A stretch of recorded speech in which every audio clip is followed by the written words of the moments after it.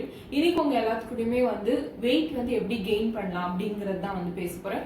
Almost within a month, ஒரு மாசத்துலயே வந்து நம்மளோட ஒரு ப்ராப்பரான டயட் வந்து நம்ம ஃபாலோ பண்ணா நம்ம வந்து கண்டிப்பா வந்து வாரத்துக்கு 1 கிலோ கூட இன்க்ரீஸ் பண்ணலாம். இதெல்லாம் எப்படி நம்ம வந்து பண்ணலாம், எப்படி நம்மளோட வெயிட் கெயின் வந்து ஹெல்த்தியா வந்து இன்க்ரீஸ் பண்ணலாங்கிறத இந்த ஃபுல் வீடியோல வந்து நம்ம பார்க்க போறோம். ஃபர்ஸ்ட் ஆஃப் ஆல், அவங்களுக்கு வந்து எந்த மாதிரியான சைன்ஸ் அண்ட் சிம்டம்ஸ் இருக்கும், வெயிட் லாஸா இருக்கிறவங்களுக்கு வந்து எந்த மாதிரி சைன்ஸ் அண்ட் சிம்டம்ஸ் இருக்கும், அவங்க என்னென்னலாம் வந்து உடல் ரீதியா வந்து கஷ்டங்கள் வந்து ஃபேஸ் பண்ணுவாங்கன்னு பார்த்தா அவங்க ரொம்பவே வந்து வீக்கா இருப்பாங்க, ரொம்பவே வந்து ஃபெட்டிகா இருப்பாங்க. அவங்களால வந்து ஒரு விஷயத்த வந்து கண்டினியூவா ரொம்ப நேரம் பண்ணிட்டே இருக்க முடியாது, ஈஸியா டயர்ட் ஆயிடுவாங்க. இரண்டாவது விஷயம் என்னதுன்னு பார்த்தா அவங்களுக்கு இம்யூன் சிஸ்டம் ரொம்பவே வீக்கா இருக்கும், அவங்களுக்கு எதிர்ப்பு சக்தி இருக்கவே இருக்காது. இப்படி இருக்கிறதுனால என்ன நடக்கும்னு பார்த்தா அவங்களுக்கு ஈஸியா வந்து எந்த டிசீஸா இருந்தாலுமே அட்டாக் ஆகுறதுக்கு வாய்ப்புகள் ரொம்பவே அதிகம்.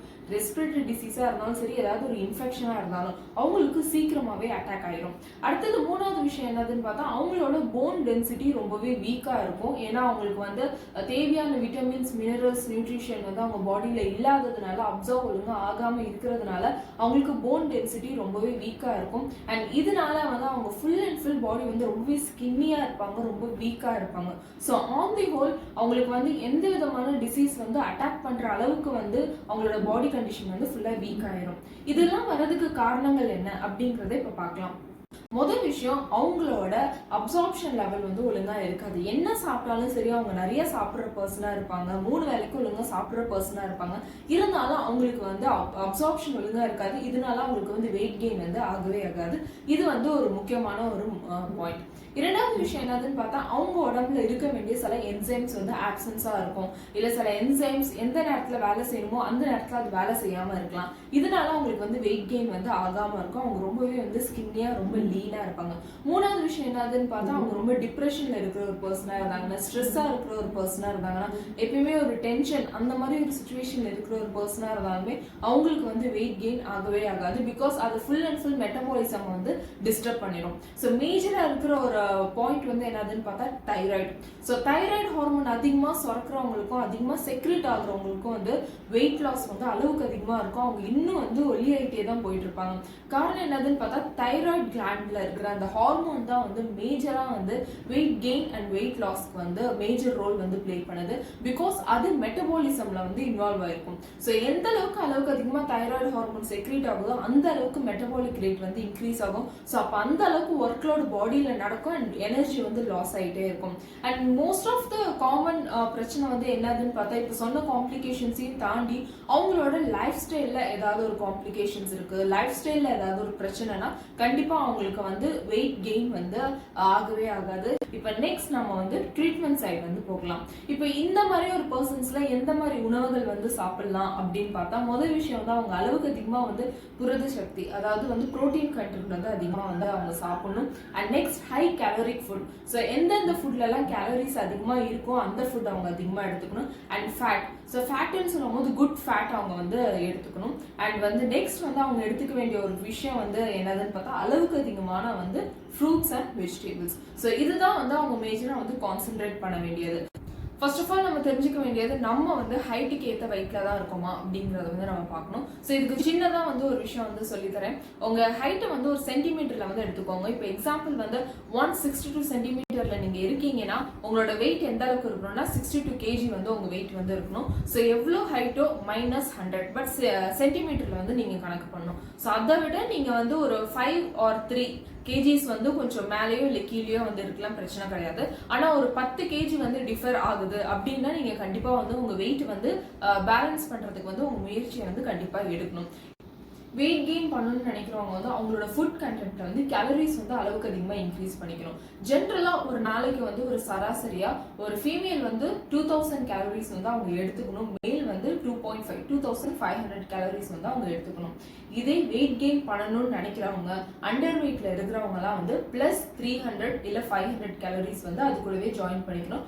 ஆல்மோஸ்ட் வந்து ஒரு ஆள் வந்து 3000 கேலரிஸ் அளவுக்கு வந்து ஃபுட் கண்டென்ட் வந்து அவங்க எடுத்துக்கணும். அப்போ நம்ம உணவுல வந்து எந்த மாதிரி மாதிரியான ஃபுட் எடுத்துக்கணும்னா அதிகமான கேலரிஸ் இருக்கிற மாதிரி. ஸோ கேலரிஸ் ரிச் ஃபுட் எதுலலாம் இருக்குன்னு பார்த்தா மேஜராக வந்து மீட்ல அளவுக்கு அதிகமாக இருக்கு, கறியில இருக்கு, மட்டன், ஃபிஷ், இந்த மாதிரி வந்து நான் வெஜிடேரியன்ல வந்து கேலரிஸ் வந்து அளவுக்கு அதிகமாக இருக்கு. ஸோ இப்போ வெயிட் கெயின் பண்ணணும்னு நம்ம வந்து வந்ததுக்கு அப்புறம் நம்மளோட மைண்ட் செட் வந்து என்ன வேணாலும் சாப்பிடலாம், எப்படி வேணா சாப்பிடலாம் அப்படிங்கிற ஒரு மைண்ட் செட்டுக்கு வந்து வந்துடவே கூடாது.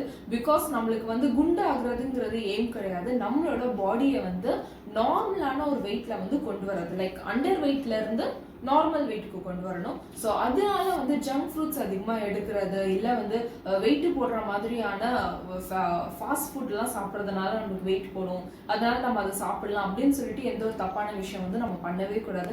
ஏன்னா அதெல்லாம் நம்ம வந்து பண்ணணும், கொலஸ்ட்ரால், கெட்ட கொலஸ்ட்ரால் வந்து பாடியில் வந்து ஸ்டோர் ஆகும். ஸோ அது நெக்ஸ்ட் ஹெல்த் காம்ப்ளிகேஷன்ஸ்க்கு தான் போகும். அதனால நம்ம ரொம்ப கான்ஷியஸாக இருக்க வேண்டியது என்னதுன்னா, ஒரு நல்ல விதத்தில் எப்படி வந்து நம்மளோட பாடியை வந்து மெயின்டைன் பண்ணுற மாதிரி ஒரு ஹெல்த்தியான ஒரு ஃபிட்னஸ்க்கு வரலாம் அப்படிங்கறது தான் நம்ம பார்க்கணும். அதனால வந்து இந்த ஜங்க் ஃபுட்ஸ் எல்லாம் வந்து சுத்தமா அவாய்ட் பண்ணிடணும். அண்ட் ஆர்டிஃபிஷியல் சுகர்ஸ் அது வந்து சுத்தமா எடுக்கவே கூடாது.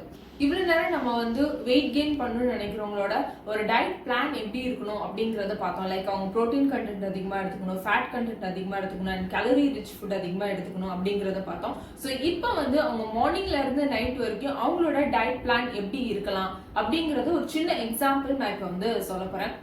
அதுக்கு முன்னாடி ஸோ வெயிட் கெயின் பண்ணணும்னு நினைக்கிற ஒரு பர்சன் வந்து அவங்களோட ஃபுட்டை வந்து ஒரு 6 டைம்ஸ் டிவைட் பண்ணுறது ரொம்பவே பெட்டராக இருக்கும். ஜென்ரலாக எல்லாருமே வந்து 3 வேளை வந்து சாப்பிடுவோம். லைக் மார்னிங் ஃபுட் சாப்பிடுவோம், ஆஃப்டர்நூன் சாப்பிடுவோம், அதுக்கப்புறம் வந்து நைட் சாப்பிடுவோம். ஸோ இந்த 3 வேளைக்கும் நடுவில் வந்து ஒரு வாட்டி வந்து அவங்க ஃபுட்டை வந்து கொஞ்சம் இன்க்ளூட் பண்ணுறது வந்து ரொம்பவே வந்து நல்லது. லைக் ஒரு மினி ஸ்நாக்ஸ் மாதிரி ஒரு ஹெல்த்தியான மினி ஸ்நாக்ஸை வந்து நடுவில் வந்து அடிஷன் பண்ணுறது வந்து ரொம்பவே ஹெல்ப்ஃபுல்லாக இருக்கும்.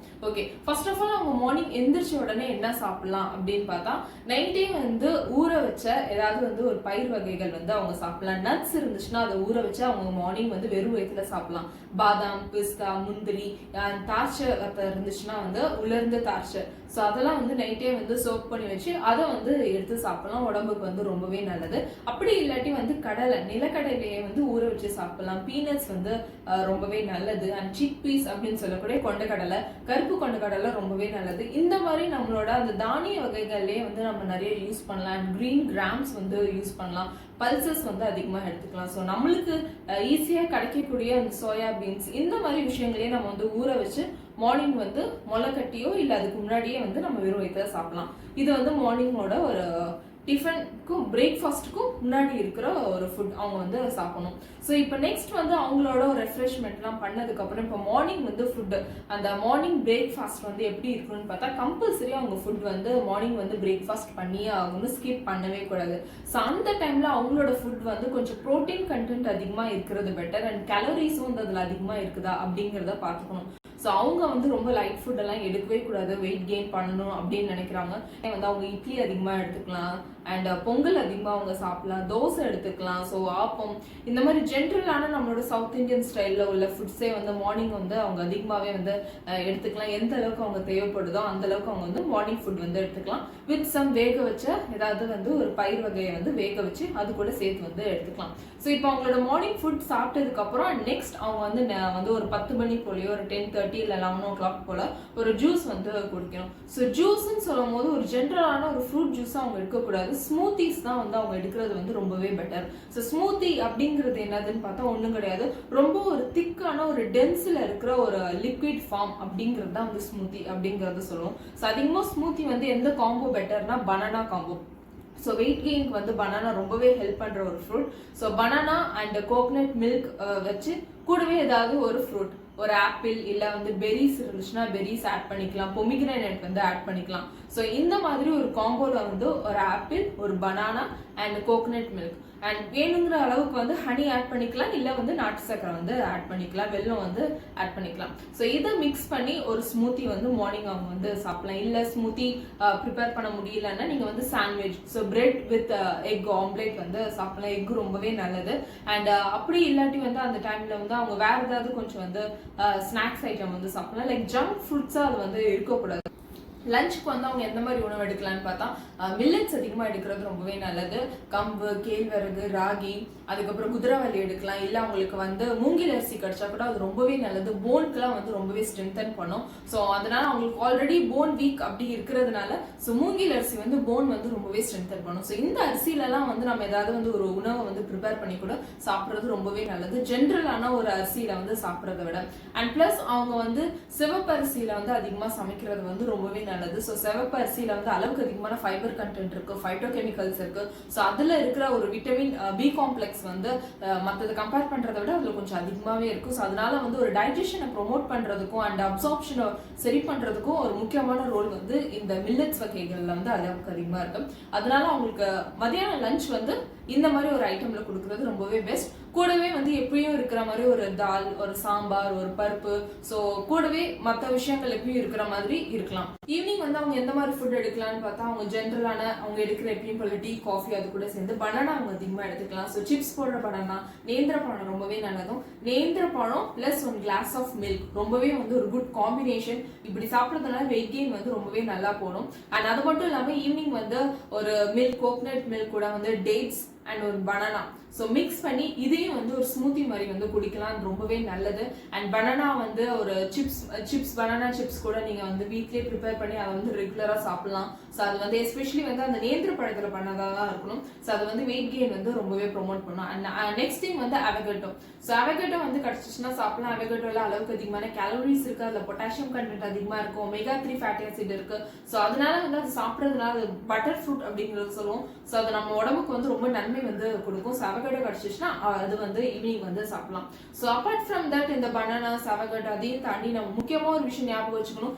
இந்த பர்சன்ஸ் லைக் வெயிட் கெயின் பண்ணணும்னு நினைக்கிற பர்சன்ஸ்க்கு வந்து பசி வந்து எடுக்கவே எடுக்காது. அதனால பசியை வந்து தூண்டுற மாதிரி தான் வந்து இன்க்ரீஸ் பண்ற மாதிரி நம்ம வந்து சில விஷயங்கள்லாம் வந்து ஃபுட்ல ஆட் பண்ணணும். ஸோ அதுக்கு வந்து ஒரு மேஜரா ஒரு 5 விஷயத்த வந்து இப்ப சொல்றேன். இந்த 5 விஷயங்கள் என்னதுன்னு பார்த்தா சுக்கு, மல்லி, திப்பிலி, ஏலக்காய், சீரகம். இந்த 5 விஷயங்களும் கண்டிப்பா எல்லாத்தோட வீட்லயுமே இருக்கும். ஸோ இதை வந்து கொஞ்சம் நீங்க அரைச்சி பொடி பண்ணி வச்சுக்கிட்டு ஸோ அதை வந்து ஒரு தேன்ல கலந்து அவங்களுக்கு வந்து ஒரு லேகிய மாதிரி கொடுத்தாலும் சரி, இல்லை வேற ஏதாவது ஒரு ஃபார்ம்ல வந்து அவங்களுக்கு ரெகுலரா வந்து டயட்ல கொடுத்துக்கிட்டே இருக்கும் போது அவங்களோட செரிமான தன்மையில ஏதாவது பிரச்சனை இருந்துச்சுன்னா அது வந்து சரியாகும். பிளஸ் அவங்களோட பசியை வந்து ஸ்டிமுலேட் பண்ணும். ஸோ இதனால அவங்க வந்து இயற்கையாவே வந்து சாப்பிட ஆரம்பிப்பாங்க.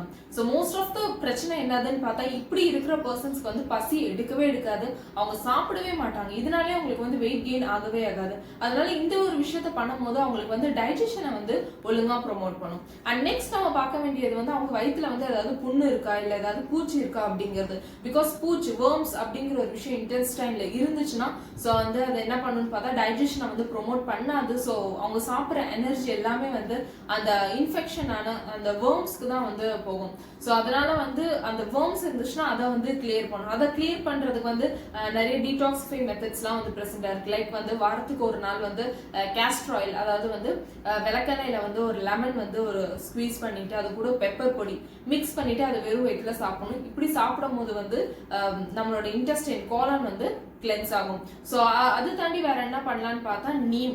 ஸோ நீம் இலையை வந்து நல்லா அரைச்சிட்டு வேப்பலையை அரைச்சிட்டு ஒரு சாறு புழிஞ்சு ஸோ அதை வந்து ஒரு 50 ml வந்து குடிக்கலாம். இல்லை அதே வந்து அரைச்சி ஒரு லேகிய மாதிரி உருட்டி அதை வந்து காலையில வந்து சாப்பிடலாம். இது வந்து தொடர்ந்து ஒரு 3 நாள் செஞ்சுட்டு வந்தாலே வந்து இன்டெஸ்டைன்ல வந்து ஏதாவது வந்து பூச்சி இருந்துச்சுன்னா அது வந்து கிளீன் ஆகி வெளியில வந்து வந்துடும். ஸோ இதுதான் வந்து நம்ம பண்ணக்கூடிய ஒரு முக்கியமான விஷயங்கள் அவங்களோட டைஜஷன் அண்ட் அப்சார்ப்ஷனை வந்து ப்ரொமோட் பண்றதுக்கு. அண்ட் நெக்ஸ்ட் நம்ம ஆட் பண்ண வேண்டிய ஃபுட்ஸ் என்னதுன்னு பார்த்தா பி காம்ப்ளெக்ஸ் ஃபுட்ஸ் எல்லாம் அதிகமா எடுக்கணும். ஸோ அவங்க கீரை வகைகள் அளவுக்கு அதிகமா எடுத்துக்கிட்டே இருக்கணும். ஒரு காம்பினேஷன் ஆஃப் கீரை வந்து மாத்தி மாத்தி அவங்க எடுத்துக்கிட்டே இருக்கணும். அதிகமா ஃப்ரூட்ஸ் எடுத்துக்கணும், அதிகமா வந்து நட்ஸ் எடுத்துக்கணும், அண்ட் வெஜிடபிள்ஸ் அதிகமா எடுத்துக்கணும். இவ்வளவு தூரம் நான் சொன்ன எல்லா வெஜிடபிள்ஸையும் வந்து கேலரி ரிச் எதுல அதிகமா இருக்குன்னு பார்த்துட்டு அதுக்கு ஏற்ற மாதிரி டயட்ஸ்லாம் வந்து கொடுக்கலாம். இப்போ நைட் அவங்களோட ஃபுட் எந்த மாதிரி எடுக்கலாம்னு பார்த்தா ஜென்ரலான சப்பாத்தி. ஸோ பன்னீர் சப்பாத்தி கொடுக்கறது ரொம்பவே நல்லது, அதில் பட்டர் மிக்ஸ் பண்ணது ரொம்பவே நல்லது. நான் வந்து கொடுக்கலாம்.